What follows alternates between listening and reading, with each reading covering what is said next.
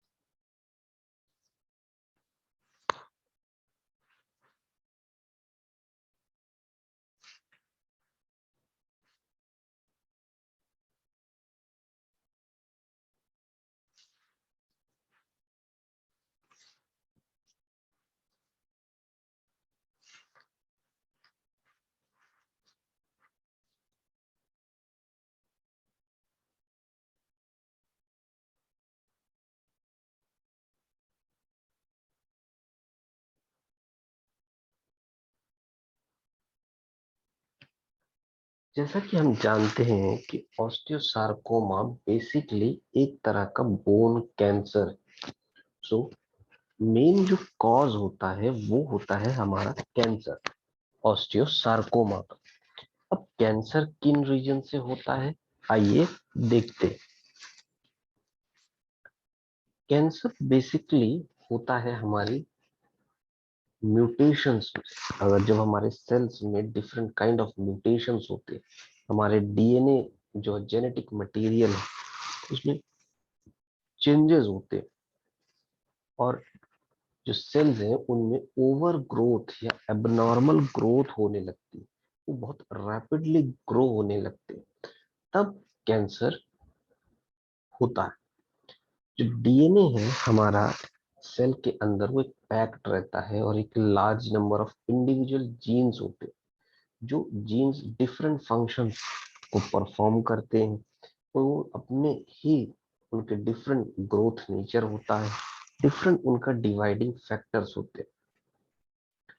किसी भी तरह का एरर जब अगर इंस्ट्रक्शंस में होता है, तो सेल्स बेसिकली अगर नॉर्मली फंक्शन कर रहे हैं तो उसमें उनमें ये होता है कि वो उसे करेक्ट कर सकते हैं, उस मिस्टेक को करेक्ट कर सकते हैं और एक नॉर्मल फंक्शन को रिस्टोर कर सकते हैं। लेकिन जब कोई भी सेल एबनॉर्मली ग्रो होने लगता है या रैपिडली ग्रो होने लगता है, या उसमें एबनॉर्मल चेंजेस होने लगते हैं, क्योंकि जीन में हमारे म्यूटेशन हुआ है और उससे चेंजेस हुए हैं, तब ये मिस्टेक करेक्ट करने की जो एबिलिटी होती है, जो एरर होता है इंस्ट्रक्शंस में, जो उसमें एबिलिटी होती है इसको करेक्ट करने की, वो खत्म हो जाती है, और जो सेल्स होते हैं वो अल्टीमेटली कैंसरस हो जाते हैं। सो बेसिकली जो कैंसर जो कॉजिंग एजेंट्स हैं, उनमें हमारा म्यूटेशन के कारण ही हमारे सेल्स में एबनॉर्मल और रैपिड ग्रोथ देखने को मिलती।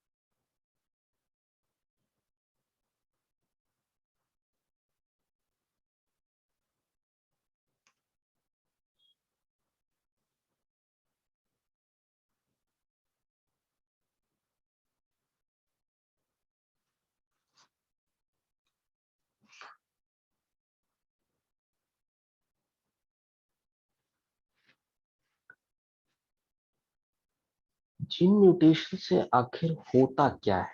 तो जब भी एक जीन म्यूटेशन होता है, जब भी एक जीन में कोई चेंजेस होते हैं, तो उसके कारण हमारे जो सेल्स हैं उनमें रैपिड ग्रोथ के लिए उन्हें अप्रूवल मिल जाता है, या वो अलाउ कर देते हैं रैपिड ग्रोथ के लिए। तो एक जीन म्यूटेशन से हम कह सकते हैं कि एक सेल ग्रो होता है और डिवाइड होता है ज्यादा रैपिडली। सो जब भी कोई भी म्यूटेशन होता है तो उसमें कई तरह के नए सेल्स बनते हैं, जो सेम म्यूटेशन के प्रोसेस के थ्रू आते हैं।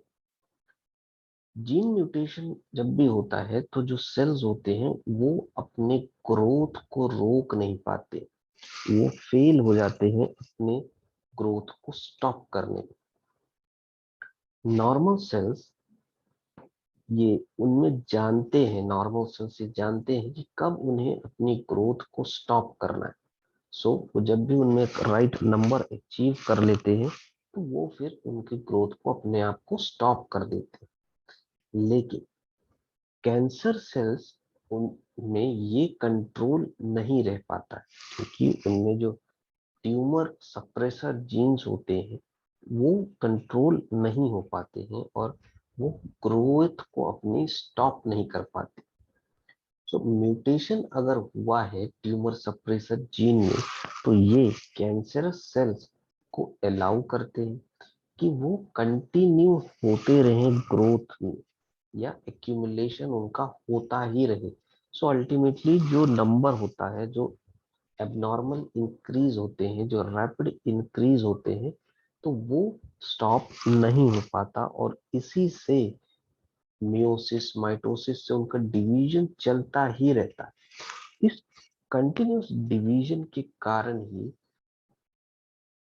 अनकंट्रोलेबल ग्रोथ के कारण ही कैंसर होता है और एक जगह से दूसरी जगह में स्प्रेड हो जाता है।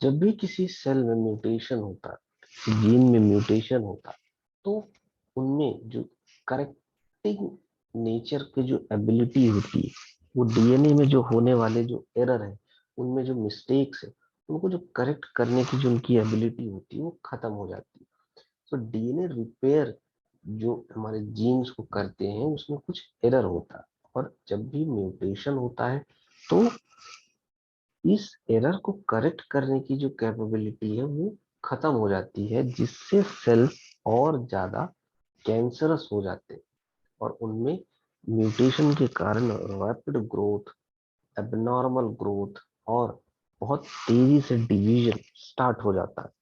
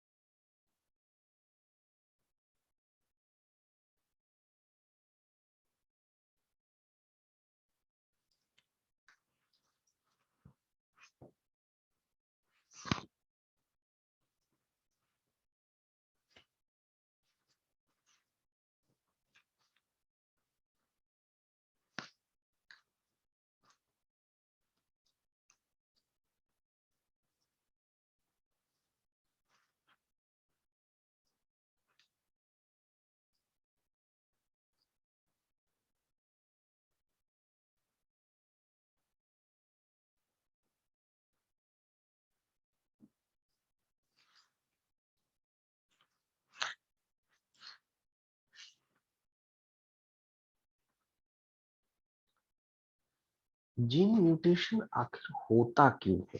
तो जीन म्यूटेशन कई कारणों के, कई रीजंस के कारण होता है। वो कई सेवरल रीजंस होते हैं। जैसे कि जीन म्यूटेशन होता है जब भी कोई बॉर्न होता है। सो जब भी किसी का जन्म होता है, तो उसमें जीन म्यूटेशन होती है, जो इनहेरिटेड होते हैं उसके पेरेंट्स से। सो इस टाइप ऑफ जीन म्यूटेशन में और स्मॉल परसेंटेज चांस होता है कि कैंसरस सेल्स प्रेजेंट हो जाए।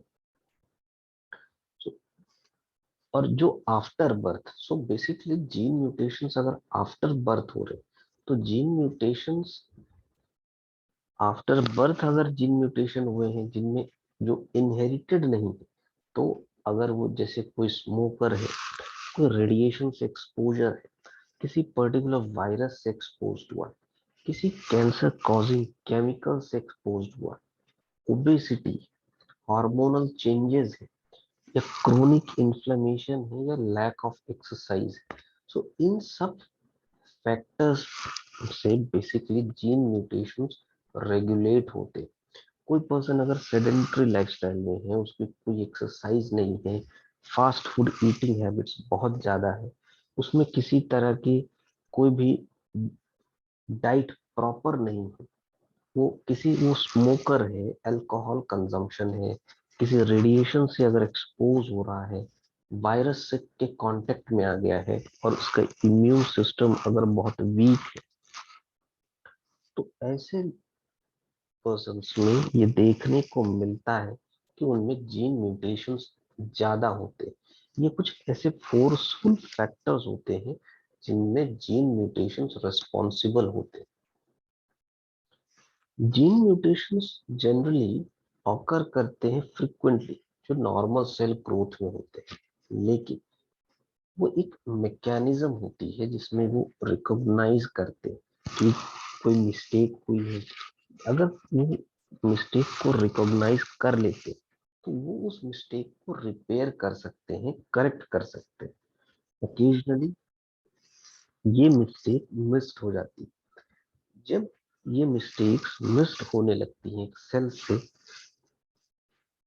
तब वहां पे जो सेल है वो कैंसरस होने लगता है, और उसका रिस्पॉन्सिबल सिर्फ और सिर्फ जीन म्यूटेशन होता है, क्योंकि उसी के कारण जीन के जो नॉर्मल फिजियोलॉजी है उसमें चेंजेस आए हैं, और सेल्स में एबनॉर्मल ग्रोथ हुआ है। तो उनमें जो रिकॉग्नाइजिंग मिस्टेक रिकॉग्नाइजिंग जो एबिलिटी थी वो खत्म हो जाती है, और फिर वो कैंसरस होते हैं, एबनॉर्मल ग्रो करते हैं, रैपिड ग्रो करते हैं, एक जगह से दूसरी जगह स्प्रेड होते हैं, जो हम जिसे हम मेटास्टेसिस कहते हैं। तो जीन म्यूटेशन भी एक तरह का और सबसे मेन रीजन होता है अक्सर ऑस्टियोसार्कोमा का।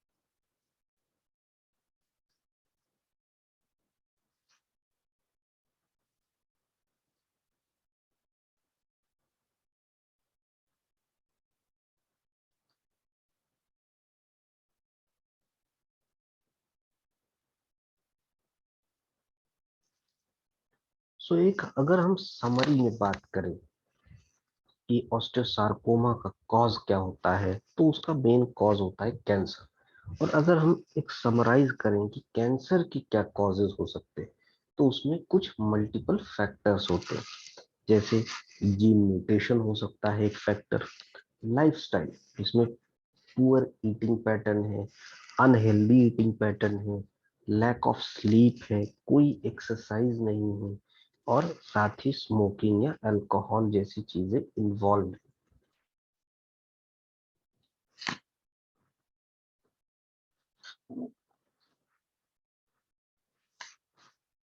उसी के साथ साथ एनवायरमेंटल फैक्टर्स भी बहुत इम्पोर्टेंट रोल प्ले करते हैं कैंसर कॉजिंग पे। सो जैसे पॉल्यूशन है, कार्सिनोजन में अगर कार्सिनोजेंस जो सेल्स जो एजेंट्स है, जो पैथोजेंस है, उनसे अगर किसी तरह का एक्सपोजर हुआ है, जैसे पैथोजेंस से हमारे वायरस से एक्सपोजर हुआ है, किसी तरह का बैक्टीरिया से एक्सपोजर हुआ है, और अगर पर्सन का इम्यून सिस्टम बहुत ही वीक है, तो बहुत इजीली कैंसरस सेल वहां पे अडेप्ट हो जाते हैं और रैपिड ग्रोथ या एबनॉर्मल ग्रोथ स्टार्ट कर देते हैं। कोई और डिजीज जैसे कि ओबेसिटी है या डायबिटिक है या इम्यूनो सप्रेशन है। इम्यूनो सप्रेशन का मतलब होता है कि पेशेंट का जो इम्यून सिस्टम है वो बहुत ही वीक है, और वीक इम्यून सिस्टम के कारण जब भी उसमें वो कोई भी किसी भी पैथोजन से एक्सपोज होता है, तो वो बहुत ही ज्यादा प्रोन रहता है किसी भी डिजीज को डेवलप करने में। तो इन 5 फैक्टर्स से बेसिकली हमारे कैंसर कॉज हो सकते हैं, जो कि जेनेटिक फैक्टर्स है, लाइफस्टाइल है, एनवायरमेंटल फैक्टर्स है, पैथोजेनिक फैक्टर्स है, और अदर डिजीजेस, जो कि डिफरेंट काइंड ऑफ डिजीजेस होती हैं, तो उनसे ये क्रिएट हो सकते हैं या उनसे कैंसर हो सकता है, जो कि कई टाइप का हो सकता है। बेसिकली जिस ऑर्गन से ओरिजिनेट होता है कैंसर, सो उसी का वो नोमेनक्लेचर लेता है। जैसे सपोज अगर लंग कैंसर हमारा लीवर में स्प्रेड हो गया है, मेटास्टेसिस होकर लीवर तक आ गया, फिर भी हम उसको लंग कैंसर ही कहेंगे। या वो लंग कैंसर ट्रेवल करते करते एब्डोमेन तक आ गया, तो भी हम उसे लंग कैंसर ही कहेंगे। बेसिकली इसका जो नोमेनक्लेचर है वो ओरिजिन कहाँ से हो रहा है उससे होता है।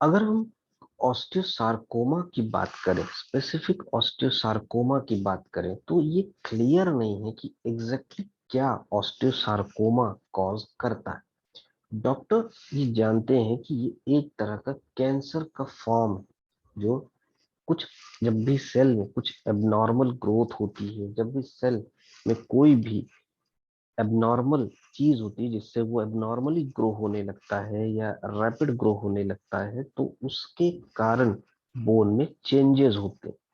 उस बोन के चेंजेस के लिए, उस बोन के चेंजेस के कारण हमारे जो बोन है उसमें एबनॉर्मल सेल्स प्रेजेंट हो जाते हैं, और उससे ही ऑस्टियोसार्कोमा होता है।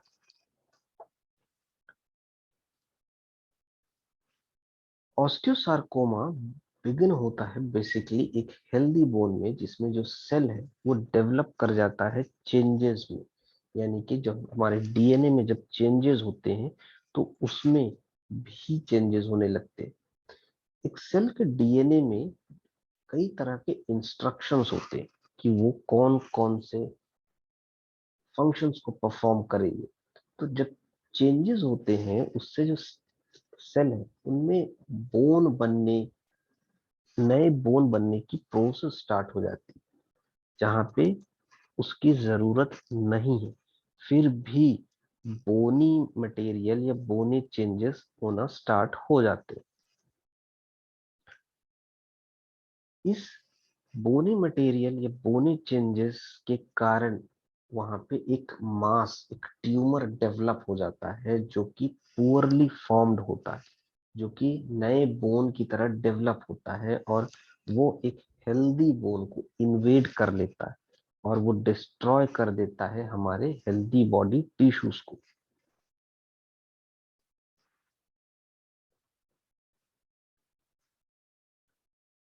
जो सेल्स होते हैं वो ब्रेक हो जाते हैं और स्प्रेड होते हैं डिफरेंट हमारे बॉडी पार्ट्स में, या थ्रू आउट द बॉडी वो स्प्रेड होते रहते हैं। सो इस तरह से ऑस्टियोसार्कोमा में सेल के चेंजेस होते हैं, और सेल के चेंजेस होते ही वहां पे डिफरेंट उसके जो स्ट्रक्चर्स होते हैं वो स्टार्ट हो जाते हैं, डिफरेंट एबनॉर्मल ग्रोथ होती है वो स्टार्ट हो जाती है।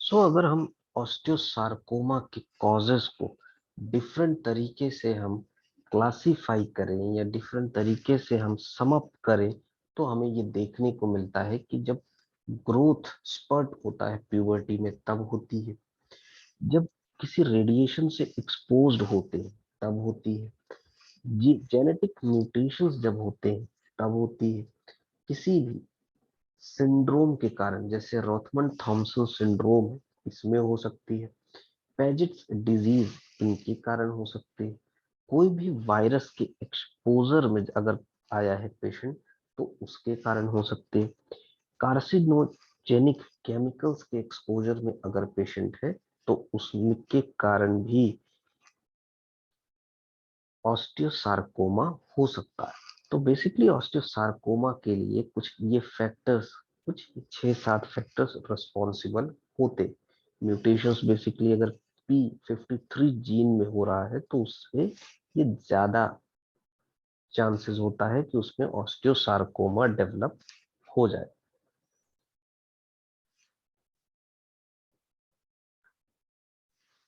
अभी हमने देखा कि पेजेट्स डिजीज के कारण भी ऑस्टियोसार्कोमा हो सकता है। तो देखते हैं कि ये पेजेट्स डिजीज क्या होती है।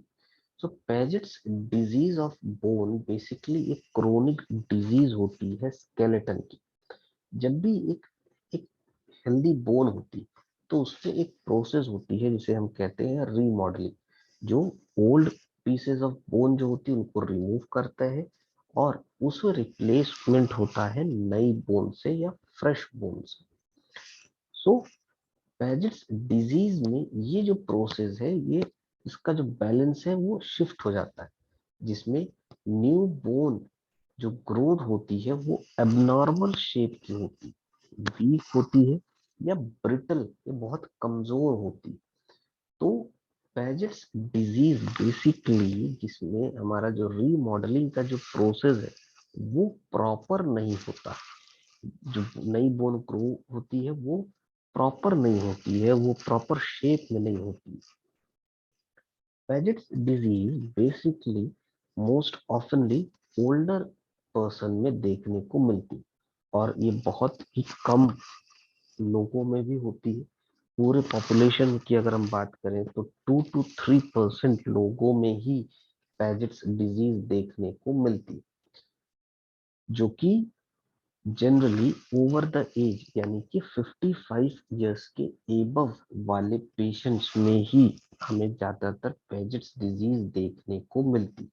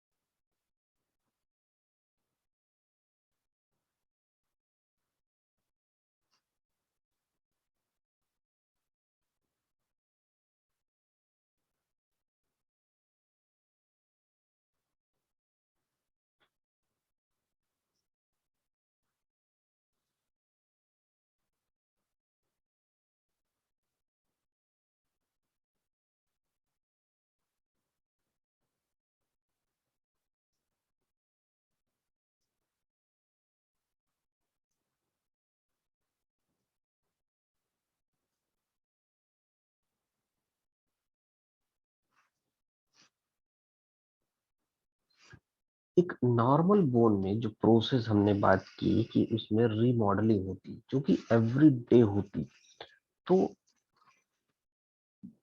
बोन में एब्जॉर्प्शन होता है और उसमें एक रीफॉर्मेशन होता है रेस्पॉन्स में, उसमें जो नॉर्मल स्ट्रेस होता है उसमें के रेस्पॉन्स में एक बोन का रिस्पॉन्स होता है, बोन में फॉर्मेशन होती। तो जो सेल्स मोर स्पेसिफिकली अगर हम देखें, जो सेल्स जो बोन को एब्जॉर्ब करते हैं उन्हें हम ऑस्टियोक्लास्ट कहते हैं। जो सेल्स जो बोन को नया बोन बनाते हैं उन्हें हम ऑस्टियोब्लास्ट कहते हैं। पेजिट्स डिजीज में या जो हम पेजिट्स डिजीज में ऑस्टियोक्लास्ट मोर एक्टिव हो जाते हैं ऑस्टियोब्लास्ट से। सो ऑस्टियोक्लास्ट हमारे बोन एब्जॉर्प्शन में काम करते हैं, और ऑस्टियोक्लास्ट हम जो ऑस्टियोक्लास्ट है वो हमारे बोन एब्जॉर्प्शन में काम करते हैं, और ऑस्टियोब्लास्ट हमारे नई बोन के फॉर्मेशन में हेल्प करते हैं। तो पेजेट्स डिजीज में क्योंकि बोन का एब्जॉर्प्शन ज्यादा होता है लेकिन नया फॉर्मेशन बोन की नहीं होती, इसलिए ऑस्टियोक्लास्ट ज्यादा एक्टिव होते हैं ऑस्टियोब्लास्ट्स के। इसका मतलब है कि ज्यादा बोन का एब्जॉर्प्शन होना, और वो उस एब्जॉर्प्शन के बदले या उस एब्जॉर्प्शन के रिस्पॉन्स में नए बोन का फॉर्मेशन ना होना। सो ऑस्टियोब्लास्ट बहुत कोशिश करते हैं, ट्राई करते हैं कि वो नए बोन को फॉर्म कर सके, बट उनमें ओवर रिएक्शन होता है, एक्सेस बोन होती है फॉर्म होने लगती हैं जो कि एबनॉर्मली लार्ज होती हैं या डिफॉर्म होती हैं या प्रॉपरली शेप्ड नहीं होती, या वो हमारी नॉर्मल बोनी स्ट्रक्चर्स में फिट नहीं हो पाती, और वो एक हैफर्ड वे में उनका ग्रोथ होने लगता है।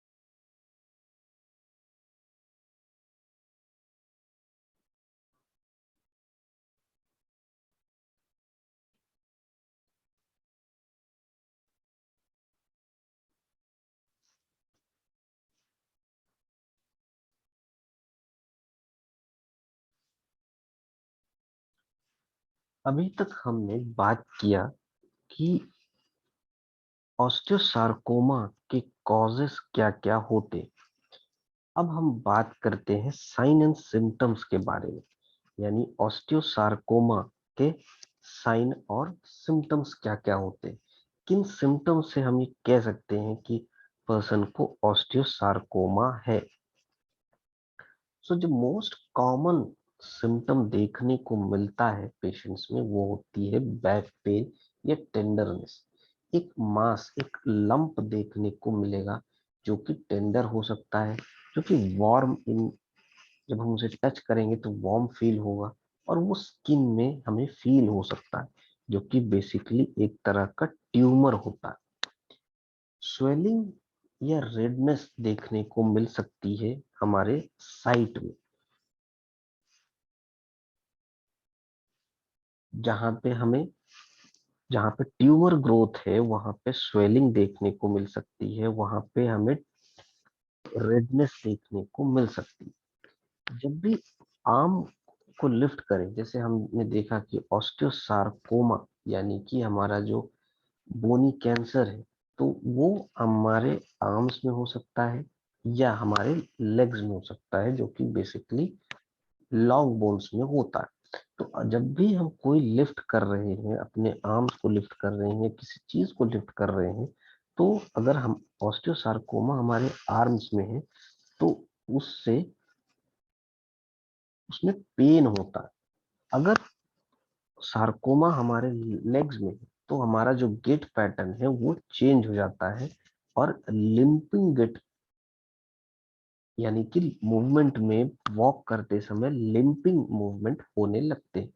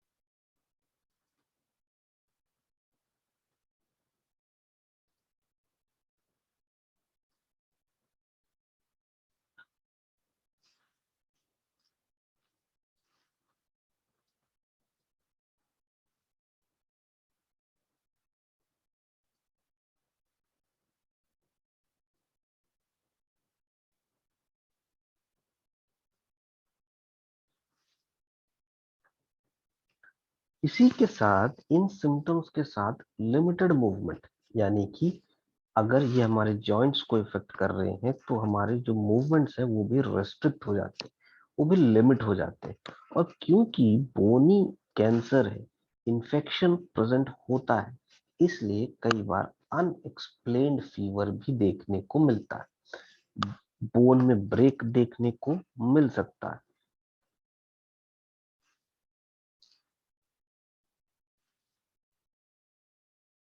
सो अगर हम एक ओवरऑल एक समरी में सिम्टम्स के बारे में बात करें तो हमें ये देखने को मिल सकता है कि पेशेंट को बहुत फटीग होगा, पेशेंट बहुत फटीग रहेगा, फीवर रह सकता है पेशेंट को, अनएक्सप्लेन वेट लॉस हो सकता है, बोनी फ्रैक्चर हो सकते हैं, पेन हो सकता है और स्वेलिंग देखने को मिल सकती है।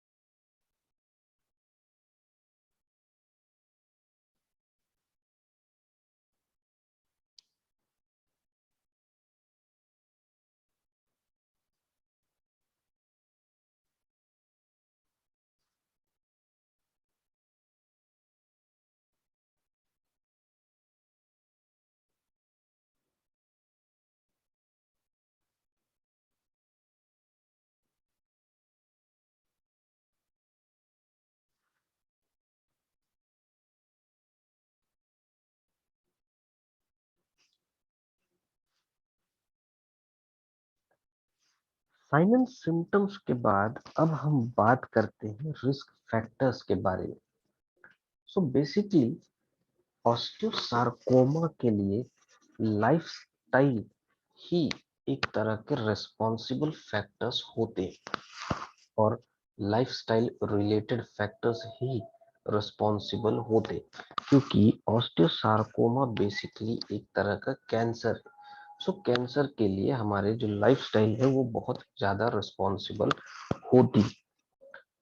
लाइफस्टाइल रिलेटेड फैक्टर्स की अगर हम बात करें तो body weight, physical activity, diet, smoking या टोबैको यूज या अल्कोहल अब्यूज, ये सब चीजें रिस्पॉन्सिबल होती है एडल्ट में कैंसर्स के लिए।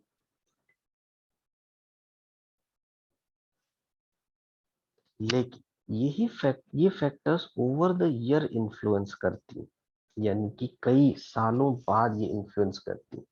और ये हमेशा एक यही फैक्टर्स नहीं होते हैं किसी भी कैंसर कॉजिंग के लिए। लेकिन चाइल्डहुड ऑस्टियोसार्कोमा के लिए ये सब फैक्टर्स रिस्पॉन्सिबल कम ही देखने को मिलते हैं। सो लाइफस्टाइल रिलेटेड फैक्टर्स चाइल्डहुड में अगर ऑस्टियोसार्कोमा हो रहा है तो उसके लिए चाइल्डहुड एजेस में वो नहीं होते। और जो लाइफस्टाइल होती है वो एडल्ट ऑस्टियोसार्कोमा में रहते हैं, या एडल्ट ऑस्टियोसार्कोमा वाले पेशेंट्स में लाइफस्टाइल रिलेटेड फैक्टर्स हो सकते हैं जो कि एक रिस्क क्रिएट करे।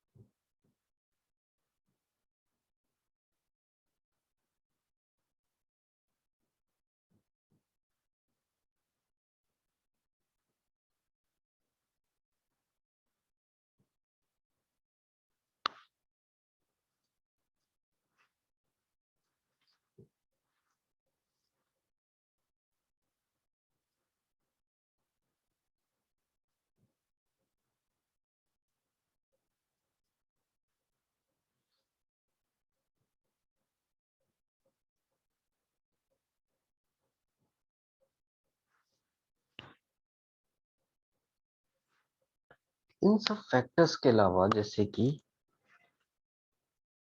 कुछ और फैक्टर्स होते हैं जो रिस्पॉन्सिबल होते हैं, जैसे कि एज। जो रिस्क होता है ऑस्टियोसार्कोमा का वो सबसे हाईएस्ट होता है चिल्ड्रन, यानी कि यंग एडल्ट्स में, टीनेजर्स में। जो एज ग्रुप हमारे 10 से 30 की एज ग्रुप के जो लोग होते हैं, इनमें ऑस्टियोसार्कोमा का जो रिस्क फैक्टर होता है सबसे ज्यादा होता है। ये क्योंकि इस वक्त 10 टू 18 ईयर्स 20 ईयर्स की एज में भी एक रैपिड बोन ग्रोथ होती है, और उससे जो रिस्क होता है ट्यूमर फॉर्मेशन का वो भी बढ़ जाता है। रिस्क नीचे आ जाता है जैसे ही पेशेंट मिडिल एज ग्रुप में आता है, बट वो फिर से इंक्रीज हो जाता है जब वो पेशेंट एडल्टहुड एज में आता है या ओल्डर एडल्ट में, यानी कि 60 ईयर्स के एज से ज्यादा हो जाता है। ऑस्टियोसार्कोमा ओल्डर एडल्ट्स में भी हो सकता है, और कई और कॉजेज हो सकते हैं। ये लॉन्ग स्टैंडिंग बोन डिजीज के कारण हो सकता है, जैसे हाइट रिस्पॉन्सिबल हो सकता है। हाइट की अगर हम बात करें तो जिन बच्चों में जिनमें हाइट ज्यादा होती या वो अपने एज से ज्यादा टॉल होते, तो उनमें ऑस्टियोसार्कोमा होने के चांसेस ज्यादा होते हैं, क्योंकि उनमें जो बोन ग्रोथ हुई है वो सबसे ज्यादा हुई होती है। उस बोनी ग्रोथ में, उस मेटाफाइसिस में जितने ग्रोथ हुए हैं, डायफाइसिस में जो ग्रोथ हुई, तो उसमें सबसे ज्यादा चांसेस होता है ऑस्टियोसार्कोमा का।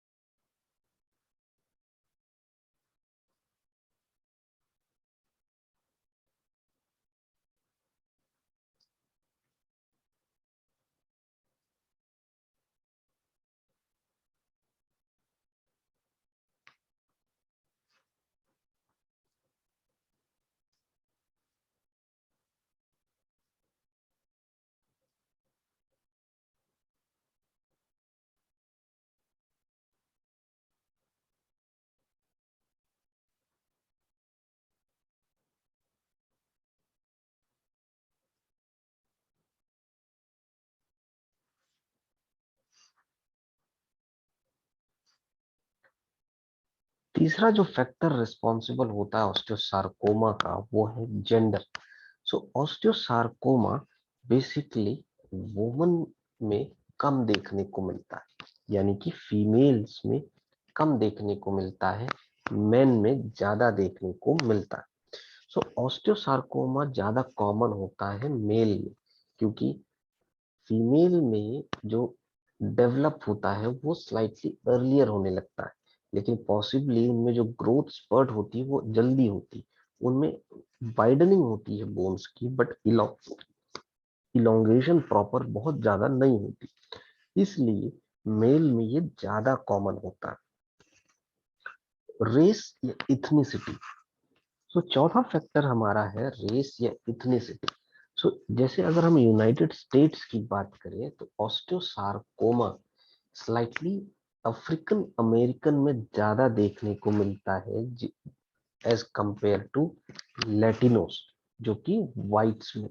सो अगर लेटिनोस में और अफ्रीकन अमेरिकन में ये ज्यादा देखने को मिलता है एज कंपेयर टू व्हाइट्स।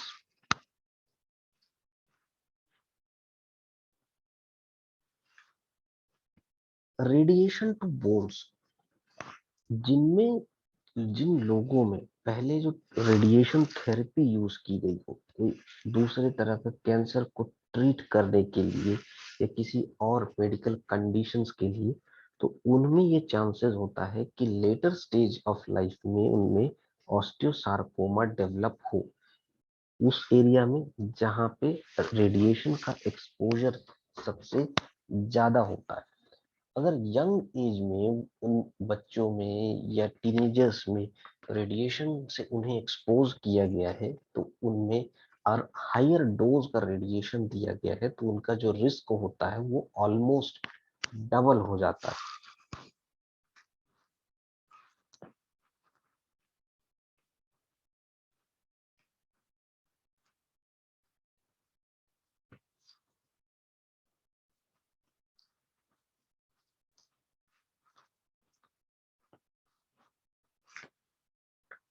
ये बहुत ज्यादा क्लियर नहीं है कि जो हम इमेजिंग टेस्ट, जो डायग्नोसिस के लिए हम यूज करते हैं, उसमें जो रेडिएशंस निकलते हैं कि उससे भी ऑस्टियोसार्कोमा डेवलप होता है, ये बहुत ज्यादा क्लियर नहीं है। बट कुछ इंस्टेंसेस ऐसे देखने को मिलते हैं कि एक्सरे, सिटी स्कैन या जो न्यूक्लियर मेडिसिन स्कैन है, जैसे कि पीईटी स्कैन है, बोन स्कैन है, तो इनमें जो रेडिएशन निकलते हैं इनसे भी ऑस्टियोसार्कोमा डेवलप हो सकता है। लेकिन जो इसमें जो रेडिएशन होता है वो ऑलमोस्ट कम होता है, जो कि हम रेडिएशन थेरेपी में यूज करते हैं।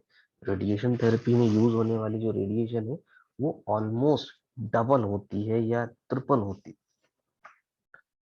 अगर किसी में इंक्रीज रिस्क है कोई पहले ही किसी को रेडिएशन थेरेपी दी गई है अर्ली एज में, तो डॉक्टर्स जब प्रॉपर हिस्ट्री लेते हैं, मेडिकल हिस्ट्री लेते हैं, अगर उनको ये पता चलता है कि इसे पहले ही रेडिएशन से एक्सपोज हुआ है और मल्टीपल सेशंस हुए, तो डॉक्टर्स जनरली लिमिट कर देते हैं ऐसे टेस्ट को जिससे पेशेंट और ज्यादा रेडिएशन से एक्सपोज हो। वो ऐसे टेस्ट को कम से कम प्रेफर करते हैं, स्पेसिफिकली बच्चों में।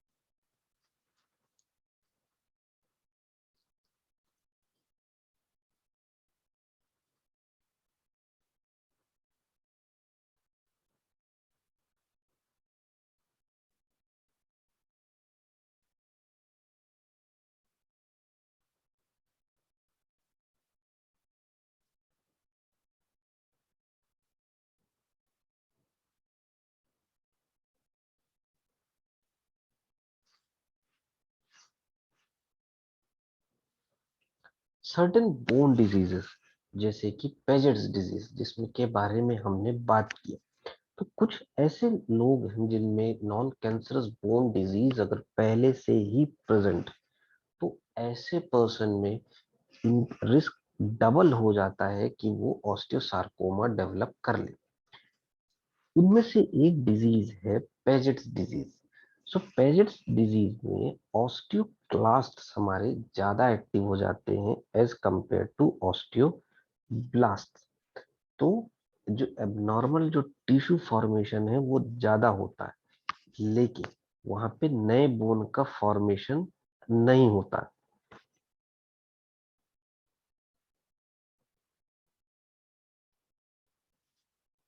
और उसी कंडीशन में जो ऑस्टियोसार्कोमा है या बोन सार्कोमा है वो डेवलप होने के चांसेस बढ़ जाते हैं। ऑल्दो जो कंडीशन होती है जिनमें पेजेट्स डिजीज होता है उनमें ये डेवलप होने के 1% ही चांस होता है, और ये बहुत लाइकली या बहुत लाइफ थ्रेटनिंग नहीं होता, लेकिन फिर भी ऑस्टियोसार्कोमा डेवलप होने के चांसेस ज्यादा उनमें होते। Hereditary multiple osteochondromas. Osteochondromas basically benign tumour होते हैं जो कि फॉर्म्ड होते हैं बोन में या कार्टिलेज में। हर ऑस्टियोकॉन्ड्रोमा एक छोटा रिस्क लेके आता है अपने साथ ऑस्टियोसार्कोमा डेवलप होने के लिए। ऑफनली वो कॉन्ड्रोसार्कोमा होता है और लेस चांस होता है कि उसमें ऑस्टियोसार्कोमा हो।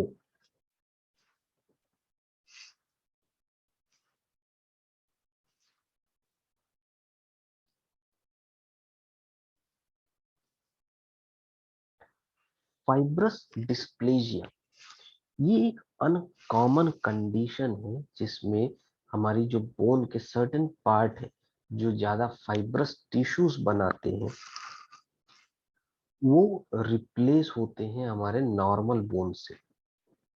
लेकिन अगर हमारे जो कॉमन पीपल उनमें अगर ये होता है तो उस कंडीशन में ये एक जगह से ज्यादा होने लगता है या ये अफेक्ट करने लगता है एक से ज्यादा।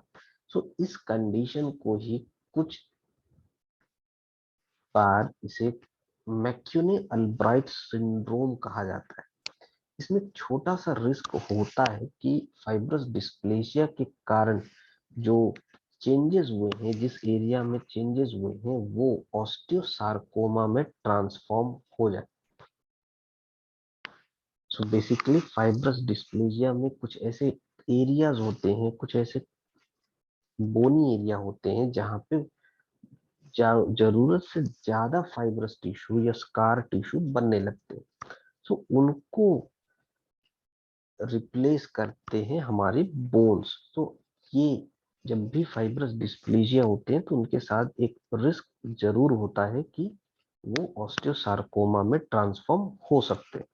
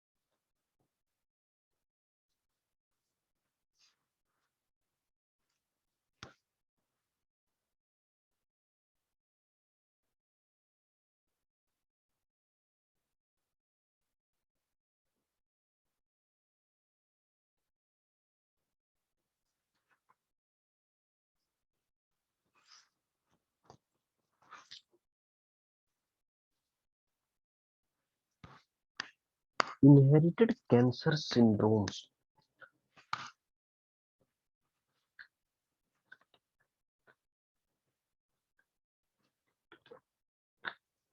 कुछ लोगों में जो कि रेयरली होता है, inherited cancer syndromes already present होते हैं जिससे ऑस्टियोसार्कोमा का जो रिस्क होता है वो डबल हो जाता है। जैसे कि रेटिनोब्लास्टोमा। सो रेटिनोब्लास्टोमा एक तरह का रेयर आई कैंसर है बच्चों में। तो इन बच्चों में जिनमें रेटिनोब्लास्टोमा है इसमें जो सेल होते हैं बॉडी के उनमें म्यूटेशन होता है specifically in the RB1 genes. इन चिल्ड्रंस में इंक्रीज रिस्क होता है कि इनके जो बोन है, जो सॉफ्ट टिश्यू है, इनमें सार्कोमा डेवलप हो जाए इंक्लूडिंग ऑस्टियोसार्कोमा। सो अगर रेडिएशन थेरेपी दी गई है या दी जाती है रेटिनोब्लास्टोमा को सही करने के लिए या ट्रीट करने के लिए तो जो रिस्क होता है ऑस्टियोसार्कोमा का वो डबल हो जाता है क्योंकि रेडिएशन भी एक तरह से कॉज होते हैं ऑस्टियोसार्कोमा के। और जिनमें पहले से ही रेडिएशन थेरेपी दी गई है तो उनको अगर उन टेस्ट करवाते हैं जिनमें कुछ अमाउंट में रेडिएशन होता है तो उनसे उनका जो रिस्क होता है वो ऑलमोस्ट डबल या ट्रिपल हो जाता है। कुछ पीपल जैसे जिनमें ली फ्रॉमेनी सिंड्रोम है, ली फ्रॉमेनी सिंड्रोम में बेसिकली इनमें जो पहले से ही सर्टेन ऐसे टाइप्स होते हैं जो पीपल में उनमें एक डेवलप होते हैं, जिनमें breast cancer, brain tumour, osteosarcoma या कोई भी type of other type of जो ऑस्टियोसार्कोमा है वो ऑलरेडी उनमें लाइकली होते हैं अगर उन्हें ले फ्रॉमेनी सिंड्रोम। इस सिंड्रोम का मेन रीजन होता है हमारे TP53 यानी कि TP53 जीन में जब भी म्यूटेशन होता है तब उससे ली फ्रॉमेनी सिंड्रोम होता है। और इस सिंड्रोम के कारण breast cancer, brain tumour, osteosarcoma या दूसरे टाइप के जो सार्कोमा है उनकी प्रिवेलेंसी बढ़ जाती है।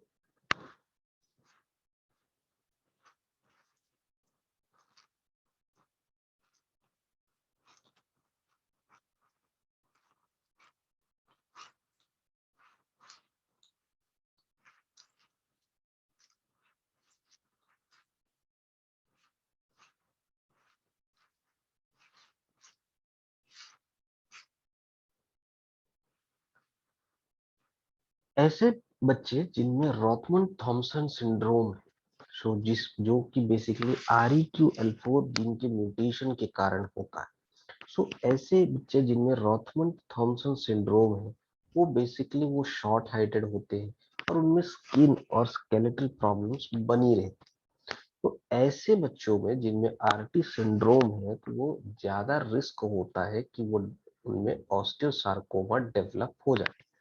ये जो सिंड्रोम है बेसिकली एबनॉर्मल चेंजेस के कारण होता है। जब हमारे REQL4 जीन में एबनॉर्मल चेंजेस होते हैं तब रॉथमन थॉमसन सिंड्रोम होता है। दूसरी ऐसे रेयर इनहेरिटेड कंडीशंस की अगर मैं बात करूं तो Bloom syndrome, Werner syndrome, Diamond Blackfan anaemia. इन सब में सबसे ज्यादा लिंक होता है या इंक्रीज रिस्क होता है ऑस्टियोसार्कोमा डेवलप होने में।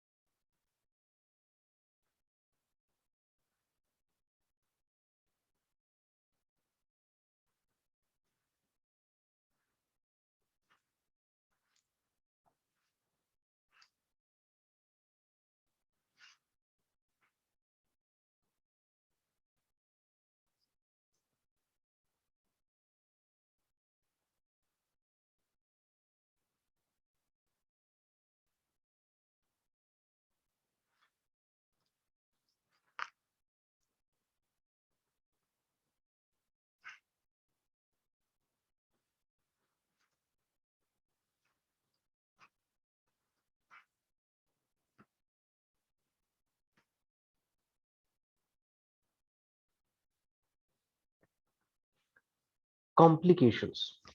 सो कॉम्प्लिकेशंस ऑफ ऑस्टियोसार्कोमा की जब हम बात करते हैं तो उसमें हम ट्रीटमेंट के कॉम्प्लिकेशंस की भी बात करते हैं।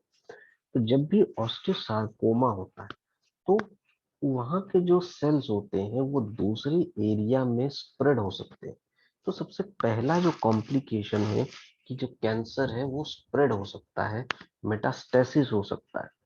सो ऑस्टियोसार्कोमा एक जगह से दूसरी एरिया में, एक एरिया से दूसरी एरिया में स्प्रेड हो सकता है, जिससे जो ट्रीटमेंट की जो प्रोसेस होती है, जो रिकवरी होती है, वो और डिफिकल्ट हो सकती है। और ऑस्टियोसार्कोमा जो स्प्रेड होता है मोस्ट ऑफनली वो या तो लंग्स में या दूसरे बोन्स में स्प्रेड हो सकता है। Limb amputation. सो जो सर्जरी होती है ऑस्टियोसार्कोमा की, जिसमें हम यूज करते हैं सर्जिकल इंटरवेंशंस इसको ट्रीट करने के लिए, तो अक्सर 99% उस पर्टिकुलर लिम्ब में एम्बुलेशन या एम्पुटेशन होना जरूरी होता है, सो दैट जो कैंसर सेल है उन्हें कंप्लीटली रिमूव किया जा सके। सो एम्पुटेशन मतलब कि उस पर्टिकुलर लिम्ब में को कट कर देना या डाइसेक्ट कर देना, और जो जितना लिम्ब यूज, उसको जितना भी लिम्ब है उसे कितना पॉसिबल है उसे बचाया जा सके। सो इसलिए कई बार जो पार्ट है अफेक्टेड उसको सही करने के लिए हमें पूरे लिम्ब को ही रिमूव करना पड़ता है। इसलिए एम्पुटेशन भी वन ऑफ द कॉम्प्लिकेशन है ऑस्टियोसार्कोमा का। और ऐसे पेशेंट में आर्टिफिशियल लिम्ब यानी कि प्रोस्थेसिस यूज करना पड़ता है। सो उनमें उनको एक नई चीज लर्न करनी पड़ती है जो कि प्रोस्थेसिस है, जो कई बार कॉस्टली भी होता है, जिसमें जो हमारे प्रोस्थेसिस और ऑर्थोटिक्स के जो एक्सपर्ट्स होते हैं वो गाइड करते हैं पेशेंट को कि कैसे उसे यूज करना है।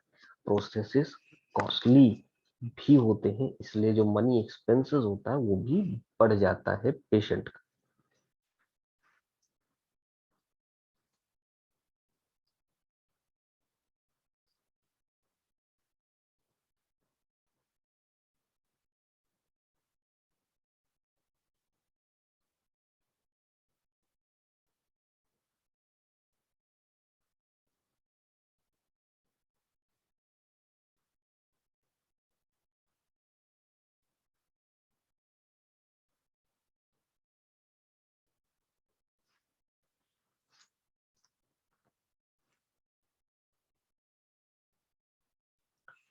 Long term treatment side effects. तो एग्रेसिव कीमोथेरेपी के यूज के कारण, जिनको हम यूज करते हैं ऑस्टियोसार्कोमा में कार्सिनोजेनिक जो सेल्स हैं उनको कंट्रोल करने के लिए, तो उनके सब्सटैंशियल साइड इफेक्ट्स होते हैं जो कि शॉर्ट टर्म भी होते हैं और लॉन्ग टर्म भी होते हैं। सो जो हेल्थ केयर जो टीम होती है पेशेंट की, वो उसे मैनेज करना सिखाती है कि कैसे इन साइड इफेक्ट्स को मैनेज करना है, और किन किन चीजों को ऑब्जर्वेशन में रखना है, किन किन साल तक हमें ऑब्जर्व करते रहना है कि कोई ऐसे साइड इफेक्ट्स तो नहीं आ रहे। ये बेसिकली हेल्थ केयर टीम का काम होता है कि वो पेशेंट को एजुकेट करें प्रॉपरली।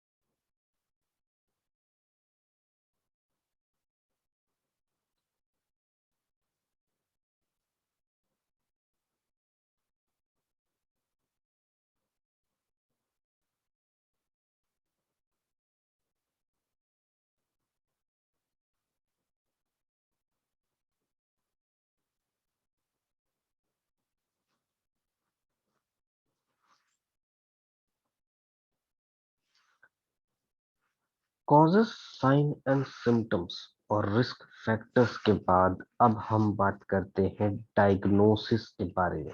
हमने कॉम्प्लिकेशंस के बारे में बात किया, हमने साइन एंड सिम्टम्स के बारे में बात किया, हमने बात किया डिफरेंट काइंड ऑफ कॉजेस के बारे में, जो कैंसर कॉज करते हैं, जो ऑस्टियोसार्कोमा कॉज करते हैं। हम अब बात करते हैं डायग्नोसिस के बारे में, जो कि एक इम्पॉर्टेंट रोल प्ले करता है ऑस्टियोसार्कोमा के ट्रीटमेंट में। सो जो हेल्थ केयर प्रोवाइडर होते, वो एक थॉरो हिस्टोरिकल एग्जामिनेशन करते, एक थॉरो फिजिकल एग्जामिनेशन करते, वो डिफरेंट टाइप ऑफ सिम्टम्स के बारे में पूछते हैं पेशेंट से, पेशेंट के अटेंडेंट से, और उसकी पूरी कंप्लीट मेडिकल हिस्ट्री कलेक्ट करते, क्योंकि मेडिकल हिस्ट्री का बहुत इंपॉर्टेंट रोल होता है डायग्नोसिस के प्रोसेस में भी और ऑस्टियोसार्कोमा के मैनेजमेंट में भी। क्योंकि अगर कोई भी पेशेंट इससे प्रायर किसी भी रेडिएशन ट्रीटमेंट को करवा चुका है या उसके फैमिली में किसी तरह का रेडिएशन या कोई तरह की हेरिडेटरी कंडीशन है जो फैमिली में रन कर रही, तो उसके बारे में जानना बहुत जरूरी है। वो एक लंप के बारे में भी देखते हैं कि अगर कोई बोन में प्रोट्रूशन तो नहीं है, कहीं बोनी एरिया में कोई लंप एरिया तो नहीं है।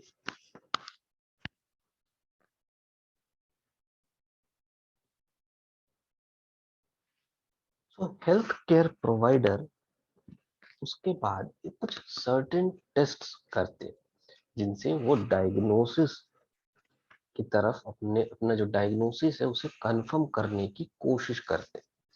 तो ब्लड टेस्ट, सबसे पहला जो टेस्ट होता है वो हेमाटोग्राम यानी कि ब्लड टेस्ट होता है, जिसमें ये देखा जाता है कि ब्लड काउंट कितने हैं, ऑर्गन्स हमारे प्रॉपर फंक्शन कर रहे हैं या नहीं कर रहे, किडनी हमारे प्रॉपर फंक्शनिंग कर रही है, लीवर हमारे प्रॉपर फंक्शनिंग कर रही है या नहीं।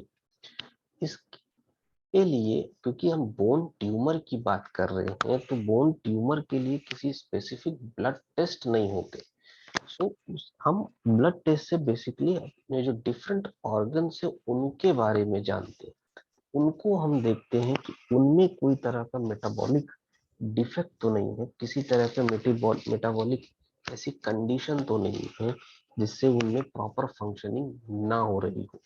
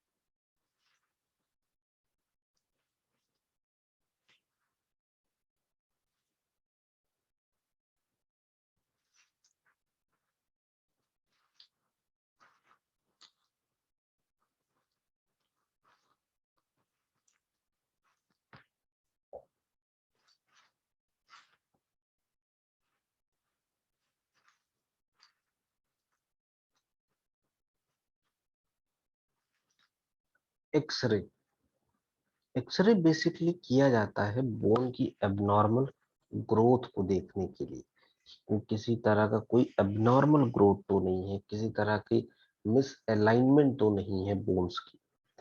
कंप्यूटर टोमोग्राफी या सिटी स्कैन, तो CT scan basically computer use करते हैं और उसके साथ डिफरेंट एक्सरे इमेजेस या क्रॉस सेक्शनल व्यूज जनरेट करते हैं हमारे बॉडी की, जिससे हम कोई भी ट्यूमर अगर प्रेजेंट है तो उसके बारे में जान सकते हैं। ये बहुत यूजफुल होता है बेसिकली अगर लंग्स में हमारे कोई ट्यूमर प्रेजेंट है तो। मैग्नेटिक रेजोनेंस इमेजिंग यानी कि MRI।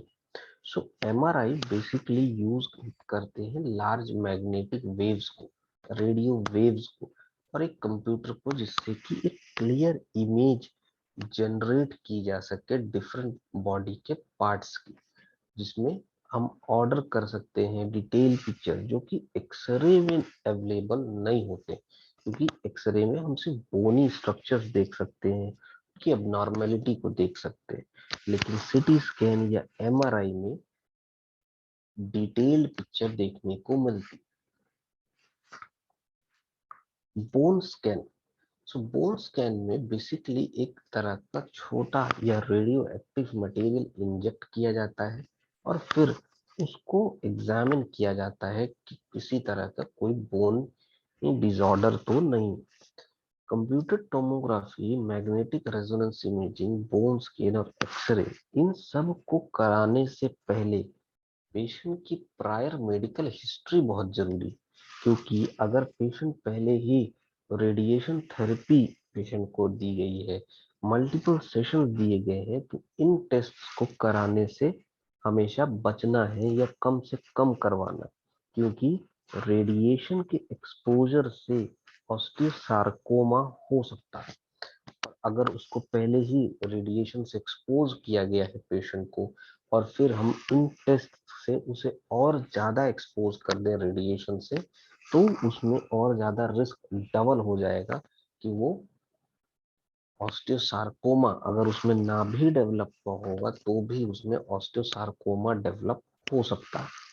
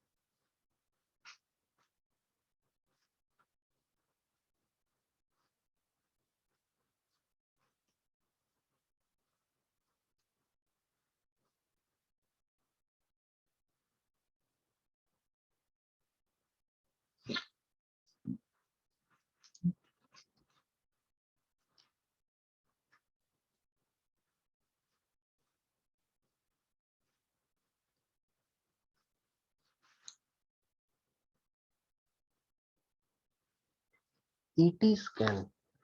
तो बेसिकली इसमें एक स्पेशल ग्लूकोज ट्रेसर यूज किया जाता है, जो हमारे इन एरियाज को शो करता है जिसमें ग्लूकोज अपटेक एक्स्ट्रा हाई होता है। ये जो ट्रेसर है ये हाई कंसंट्रेशन को इंडिकेट करता है कैंसर सेल्स में। सो अगर कहीं पर भी ग्लूकोज का अपटेक बहुत ज्यादा है, एक्स्ट्रा हाई है, इट मीन्स कि वहां पे कैंसर सेल्स प्रेजेंट हैं। बायोप्सी। सो बायोप्सी एक ऐसा प्रोसीजर है जो जिसमें एक पीस ऑफ टिश्यू लिया जाता है एक अफेक्टेड एरिया से, और वहां से रिमूव करने के बाद उसे एग्जामिन किया जाता है माइक्रोस्कोप में। सो उस माइक्रोस्कोप में अगर एबनॉर्मल ग्रोथ वाले सेल्स देखने को मिल रहे हैं, तो ये समझ लिया जाता है कि वो बेसिकली कैंसर सेल्स। अगर उनमें कंटिन्यूस डिवीजन है तो हम ये समझ सकते हैं कि वो कैंसर सेल्स है, जो कि अब और निडल बायोप्सी हो सकती है, इसमें हम एक निडल से हम एक टिश्यू को एक्सट्रैक्ट कर सकते हैं, या सर्जिकल बायोप्सी जो हम सर्जिकल प्रोसेस से उस टिश्यू को कलेक्शन कर सकते हैं।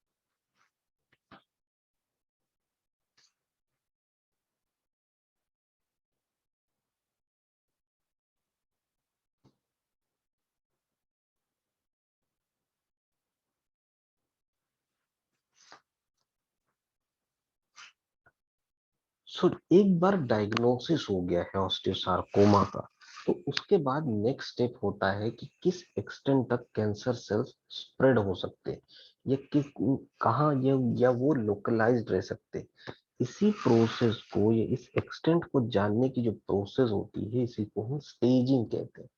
सो कैंसर बेसिकली स्प्रेड होता है ब्लड से, लिम्फ सिस्टम से और टिश्यूज से।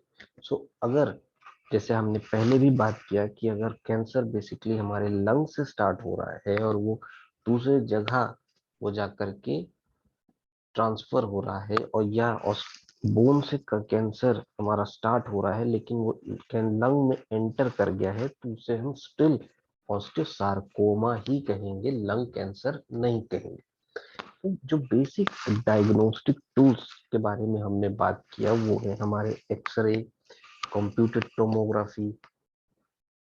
एक्सरे में बेसिकली हम बोनी स्ट्रक्चर्स के बारे में देखते हैं।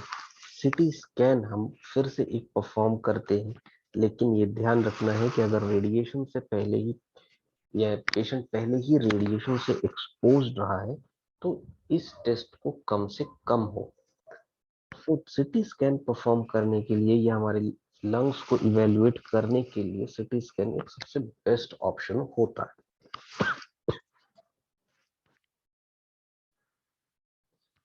पीटी सिटी स्कैन ये बेसिकली कंबाइन करता है, ये इमेजेस जो है कंबाइन होती है हमारी सिटी स्कैन और पीटी स्कैन की।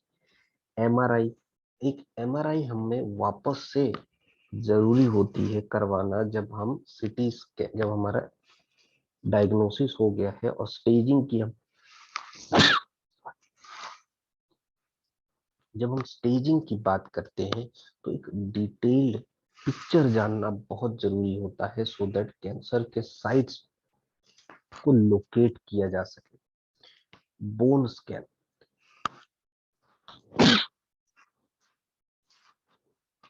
सो बोन स्कैन हो सकता है अगर कैंसर, बोन स्कैन को करवाया जा सकता है अगर हम ये देखते हैं कि कैंसर सेल्स जो है वो स्प्रेड हो रहे हैं दूसरे बोन्स में।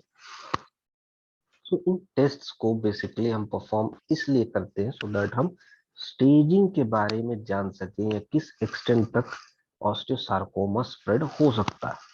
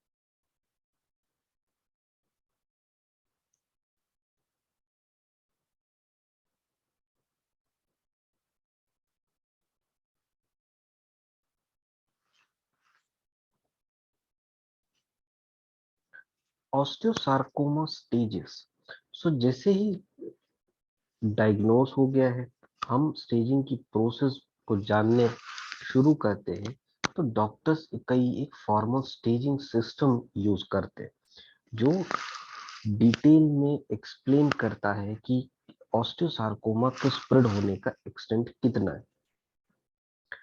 जब भी हम ऑस्टियोसार्कोमा को स्टेजेस के बारे में बात करते हैं तो वो दो मेन ग्रुप में डिवाइड हो जाते हैं, लोकलाइज्ड और metastatic.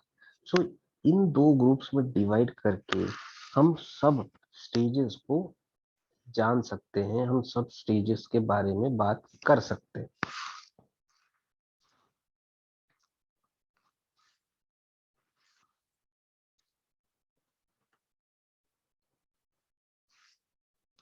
Localised osteosarcoma, localised osteosarcoma ऐसे ऑस्टियोसार्कोमा होते हैं जो कि बेसिकली एक ही टिश्यूज में या नियर बाई बोन्स में लोकेटेड होते हैं और ये बहुत ज्यादा स्प्रेड नहीं होते। अगर 5 ऑस्टियोसार्कोमा है तो 5 में से जो 4 होते हैं वो लोकलाइज्ड ही होते हैं, बट आफ्टर इमेजिंग टेस्ट करवाने में ये कई बार हमें दिखते नहीं हैं, या ये कई बार बहुत डिस्टेंट एरिया तक स्प्रेड नहीं होते, इसलिए इनका जो एरिया होता है बहुत ही स्मॉल होता है और कई बार हर टेस्ट में ये अनडिटेक्टेबल हो जाते हैं। इसलिए कीमोथेरेपी ऐसे ऑस्टियोसार्कोमा के लिए एक इम्पॉर्टेंट पार्ट ऑफ ट्रीटमेंट बन जाती है। अगर ये नहीं दी जा रही है तो कैंसर मोर लाइकली है कि सर्जरी के बाद भी वो वापस आ सकता है, रीअकर कर सकता है। डॉक्टर्स फर्दर इसको लोकलाइज्ड ऑस्टियोसार्कोमा को 2 ग्रुप में डिवाइड करते हैं, तो रिसेक्टेबल या नॉन रिसेक्टेबल। रिसेक्टेबल ऑस्टियोसार्कोमा ऐसे ऑस्टियोसार्कोमा होते हैं जिसमें जो विजिबल ट्यूमर है उसे रिमूव किया जा सके, उसका रिसेक्शन किया जा सके या उसे रिसेक्ट किया जा सके सर्जरी से। नॉन रिसेक्टेबल या अनरिसेक्टेबल ऑस्टियोसार्कोमा को सर्जरी से रिमूव नहीं किया जा सकता, क्योंकि उसके रिमूवल में दूसरे कॉम्प्लिकेशंस होते हैं।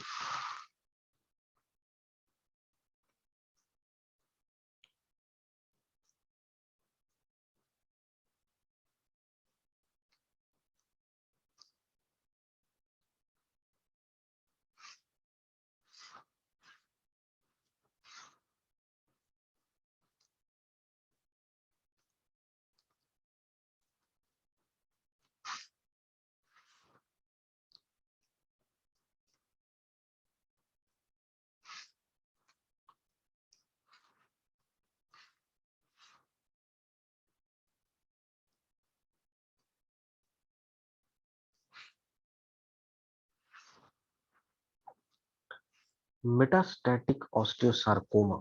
सो metastatic osteosarcoma clearly different body parts में स्प्रेड होता है, और ये मोस्ट ऑफनली लंग्स में सबसे ज्यादा देखने को मिलता है, या ब्रेन में सबसे ज्यादा स्प्रेड होता है, या डिफरेंट जो बोन्स होती है उनमें स्प्रेड होता है। जैसे लोकलाइज्ड और ऑस्टियोसार्कोमा में हमने देखा था कि 5 ऑस्टियोसार्कोमा है तो उसमें से जो 4 होते हैं वो लोकलाइज्ड होते हैं, जो बचा एक होता है वो मेटास्टैटिक होता है, और वो स्प्रेड होता है या ऑलरेडी स्प्रेड हो चुका होता है कि जब वो डायग्नोस हो। तो इन कैंसर्स को ट्रीट करना थोड़ा डिफिकल्ट होता है, और इनका जो एकमात्र जो इंटरवेंशन है वो सर्जिकल ही है। जो क्योर रेट है वो इम्प्रूव हो जाता है अगर कीमोथेरेपी को यूज किया गया है। अदरवाइज कीमोथेरेपी अगर नहीं यूज की गई तो सर्जरी के बाद, क्योंकि ये मेटास्टैटिक है, डिफरेंट एरिया में स्प्रेड हो चुके हैं और हर एरिया से रिमूवल आसान नहीं होता, इसलिए कीमोथेरेपी का बहुत ही इम्पोर्टेंट रोल हो जाता है यहाँ पे।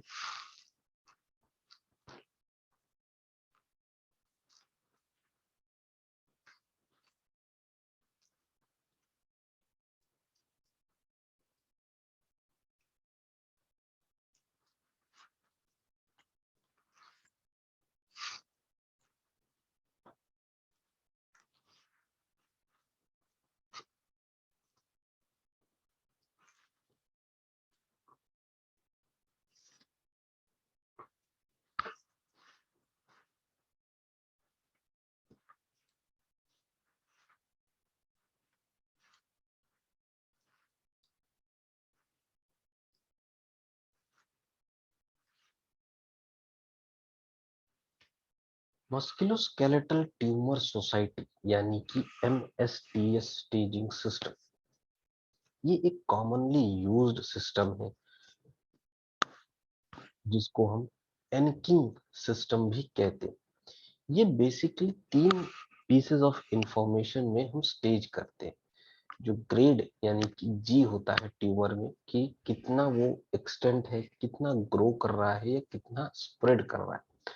ट्यूमर्स आइदर लो ग्रेड के होंगे जिन्हें हम G1 से क्लासिफाई करते हैं, या हाई ग्रेड के होंगे जिन्हें हम G2 से क्लासिफाई करते हैं। Low grade tumour cells normally cells के जैसे ही दिखते और वो बहुत लेस लाइकली होते हैं कि वो ग्रो करेंगे या वो स्प्रेड करेंगे। लेकिन जो हाई ग्रेड ट्यूमर सेल्स होते हैं वो एबनॉर्मल दिखते हैं या उनमें जो ग्रोथ होती है वो एबनॉर्मल होती, वो एक जगह से दूसरी जगह में बहुत इजीली स्प्रेड हो जाते हैं।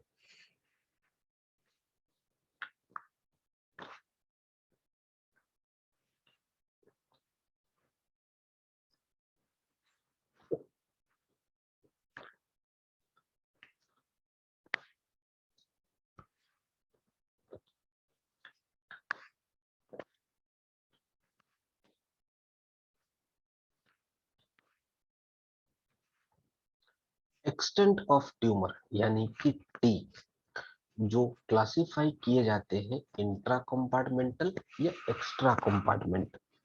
इंट्रा कंपार्टमेंटल को हम T1 से क्लासिफाई करते हैं, यानी कि जो बेसिकली ये विद इन द बोन है, जो भी ट्यूमर है वो विद इन दी बोन है। अगर वो एक्स्ट्रा कंपार्टमेंटल है जिसे हम T2 से क्लासिफाई करते हैं, सो इसका मतलब है कि वो बियॉन्ड द बोन है और दूसरे नियर बाई स्ट्रक्चर्स में स्प्रेड ऑलरेडी वो हो चुका है।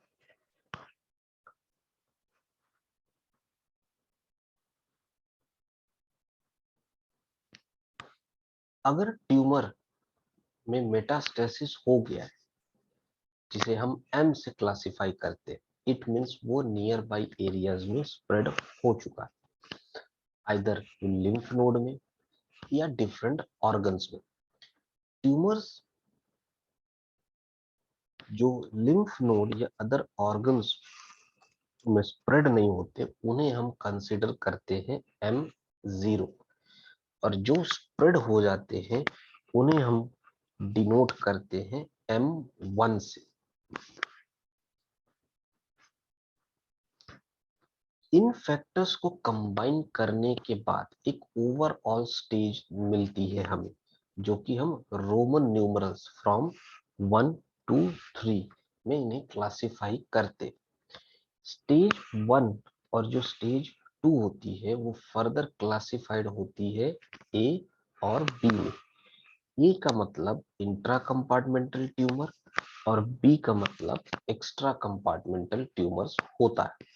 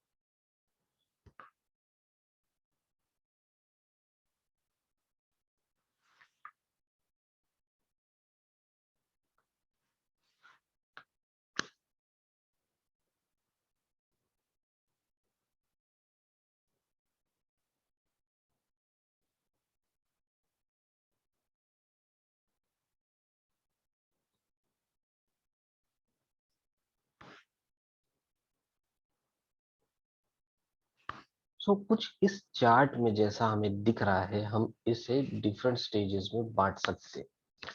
ए बी यानी इंट्रा और एक्स्ट्रा कंपार्टमेंट। 1A यानी कि ग्रेड 1 और ट्यूमर में यानी कि 1 T1 और मेटास्टेसिस M0।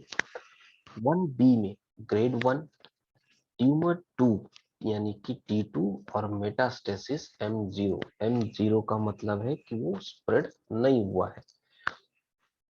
2A यानी कि ग्रेड 2 ट्यूमर में T1 और मेटास्टेसिस में M0। 2B यानी कि ग्रेड 2 और ट्यूमर में T2 और मेटास्टेसिस में M0। स्टेज थर्ड यानी कि ग्रेड 1 भी हो सकता है या ग्रेड 2 भी हो सकता है। ट्यूमर T1 भी हो सकता है या T2 भी हो सकता है। और M1 यानी कि ये स्प्रेड हो चुका है डिफरेंट ऑर्गन्स या लिम्फ नोड्स में।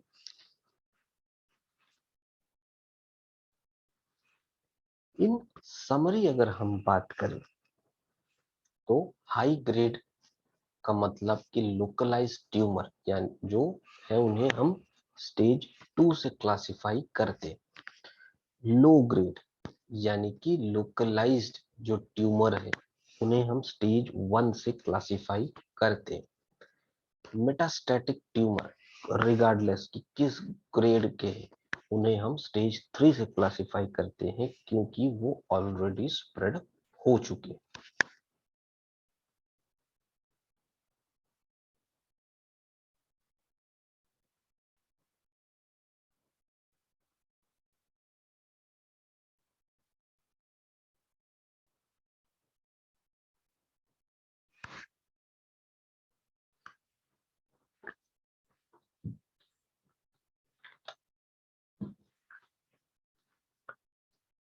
मैं उम्मीद करता हूं कि मेरा फिजियो द्वारा दिया गया ऑस्टियोसार्कोमा पर ये सेशन आपको पसंद आया होगा और आपको हेल्दी रहने में मदद करेगा।